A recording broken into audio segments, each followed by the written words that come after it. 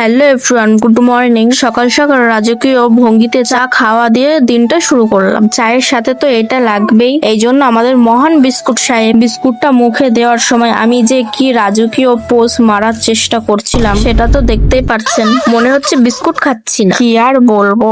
আরে ভাই, আসল টুইস্ট তো এর পরে। ওই যে পোজ মারাতে মারাতে আর গল্প করতে করতে আমার চাটা একদম বরফ হয়ে গেছে। ভাবলাম অপচয় করা এক চুমুকে শেষ করে দিই। আরে যেই না পুরোটা একসাথে গলায় ঢেলেছি, ওরে বাবা, একদম গলায় আটকে প্রাণ পাখি ওড়ার জোগায়। জাস্ট আমার রিয়াকশনটা দেখো, মনে হচ্ছে রিক্সায় চড়ে যমরাজের বাড়ি যাচ্ছি। এর পরের ঘটনাটা তো আরো মারাত্মক। আমার মহাজানি বোন আমাকে এসে বলে, এই কাঁঠালটা একদম পেকে গেছে, তুই জাস্ট এক ঘুষি মার, দেখবি ভেঙে দুই টুকরো হয়ে গেছে।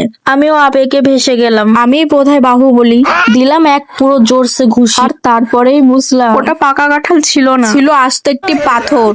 কাঁঠাল কাঁচাই রয়ে গেল, আর আমার হাতের 12টা বেজে গেল। বোনের কথা বিশ্বাস করার ফল হাতে নাতে হাতে ব্যথা পেয়ে গেল। যাই হোক, এই ব্যাপার নিয়ে তোমাদের একটা গল্পই শোনা। আগামী দিনের নাকি মানুষের অনেক বুদ্ধি ছিল, কিন্তু আমাদের মতন কিছু পাবলিকের জন্য সেই বুদ্ধি শর্ট পড়ে গেল। এক গ্রামে এক লোক ছিল, সে খুব একদিন তার বউ তাকে বলল, যাও বাজার থেকে একটি পাকা তরমুজ কিনে নিয়ে আসো। লোকটা বাজারে গেল, কিন্তু সে তো চেনে না কোনটা পাকা আর কোনটা কাঁচা। এক দোকানদার তাকে বোকা বানানোর জন্য একটি কাঁচা শক্ত তরমুজ দিল, দিয়ে বলল, ভাই এটা তো পাকাই, যে বাড়ি গিয়ে জাস্ট একটি আঙুলের ঠোকা মারলেই অমনি ফেটে যাবে। তারপরে কি হলো এটা যদি জানতে চাও তাহলে আমাকে কমেন্ট করো, আমি পরে ব্লগে বলবো। ব্লগটি কেমন লাগলো প্লিজ বলে যেও।